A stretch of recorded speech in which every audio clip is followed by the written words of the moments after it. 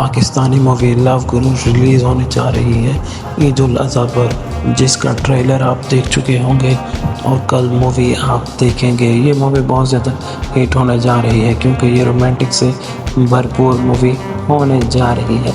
जी आप देख सकते हैं माहिरा खान और हुमायूं सईद को दोनों कपल कितना खूबसूरत और प्यारा लग रहा है। ये आप देख सकते हैं कि मूवी इससे भी ज़्यादा अच्छी होने जा रही है।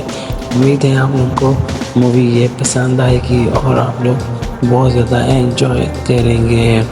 यहाँ पर देखा जा सकता है हुमायूं खान अपनी वाइफ के साथ मौजूद है और मूवी प्रीमियर लव गुरु एंजॉय कर रहे हैं।